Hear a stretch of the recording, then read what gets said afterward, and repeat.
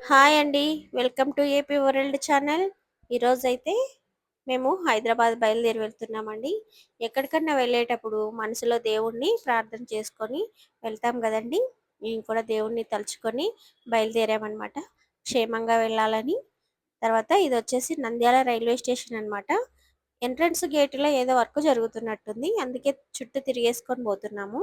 ఈ పక్కంతా car, బైకులందు park చేస్తారనమాట. మనము 2 రోజులు, 3 రోజులు అట్లా ఊరికి వెళ్ళేటట్టయితే అక్కడ టోకెన్ తీసుకొని పార్క్ చేయొచ్చు. ఒకవేళ అట్లొచ్చి అట్లా పోయేటట్టయితే ఏం టోకెన్ తీసుకోవాల్సిన పని లేదు. అక్కడ పెట్టి మళ్ళీ తీసుకొని పోవచ్చనమాట. ఇక్కడొచ్చేసి ఇది నంద్యాల రైల్వే స్టేషన్. ఆ పక్కంతా టికెట్లు తీసుకుంటారనమాట. ఇంకా మేమొచ్చి నిలబడిన కాసేపటికి ట్రైనొచ్చింది. మేము వెళ్ళేది కాదులెండి. అది వేరేది. ట్రైనొచ్చిందనమాట. మనము ఎప్పుడైనా రైలుకి వెళ్ళేటప్పుడు కొంచెం ఒక 1 అవర్ ముందే వచ్చి ఉంటే మేలండి.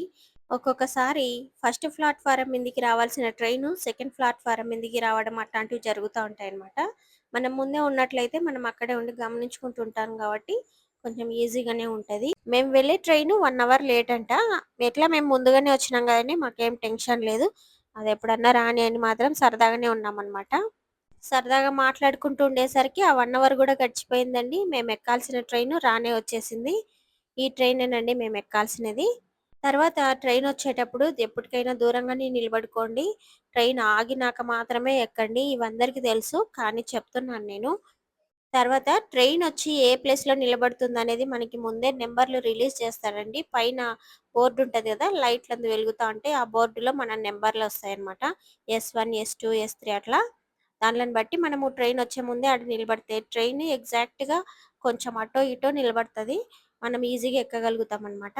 ఇంతకుముందయితే ఇట్లాంటి ఫెసిలిటీ ఉండేది గాదండి. ట్రైనొచ్చినాక మన సీట్ నంబర్ ఎక్కడుందనేది అంతా పరిగెత్తి, పరిగెత్తి చూసుకునేవాళ్ళు. ఇప్పుడు అట్లాంటి పరిస్థితే లేదండి. చానా ఈజీ చేసినారు రైల్వే వాళ్ళు. ఇక నంద్యాల నుండయితే ట్రైన్ బయలుదేరిందండి. బయట చూపిద్దామంటే మొత్తం చీకటుంది గదండీ! ఏం చూపియలేకపోతున్నా. ఇంక తెల్లవారిన తర్వాతనే చూపియాల్సిందనుకున్నా. అని ఇంక పొద్దున్నే తీయడం మొదలుపెట్టినాననమాట. అప్పుడప్పుడే తెల్లవారుతా ఉంటది గదండీ! అదైతే తీయలేకపోయానండి. ఎందుకంటే నేను గూడా నిద్రపోయాననమాట. ఇంగ మళ్ళా తీయలేకపోయాను. తెల్లవారిన తర్వాత బాగా తీస్తున్నాను. చూడండి ఛార్జింగ్ ఎంత బాగా పెట్టారో. ఇంక అందరు దిగే స్టేషన్ దగ్గరకొచ్చిందనమాట. అందుకని అందరూ లేసి జడలేసుకొని రెడీ అయిపోయారు. ఈ అమ్మాయయితే ఛార్జింగ్ పెట్టుకొనే చూస్తాంది సెల్లు. పిల్లలైతే కిటికీలో నుంచి బయటికి చూస్తా ఉన్నారు. మేము గూడా లేచి రెడీ అయినాము. ఉదయం పూట అయితే ట్రైన్ జర్నీ చానా బాగుంటుందండి. నాకు మంచిగా అనిపించి వీడియో తీశాను. చూడండి ఎంత బాగుందో. ఇంకా సన్ అనేది రెడ్ కలర్‌లో కనిపించేది. నేను తీయడం మిస్ అయినాననమాట. ఇంకైతే స్టేషన్ వచ్చింది. మేము దిగాము.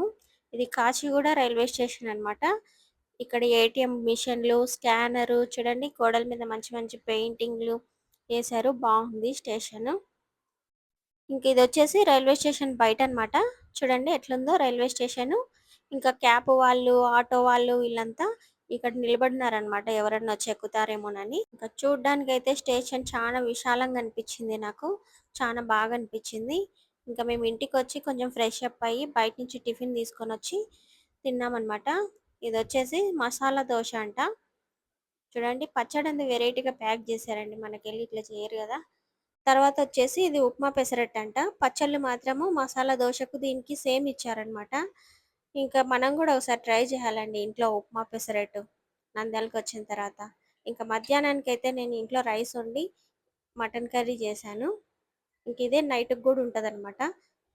ఇంకా నైట్‌కెట్లా వంట చేసేది లేదు గదండీ! అందుకని అట్లా సరదాగా బయటికి పోదామని చెప్పేసి ఎళ్ళినామనమాట. రోడ్డు మీద నుంచి చూసేసరికి చందమామ చానా బాగా కనిపించిందండి. అందుకే వీడియో తీశాను.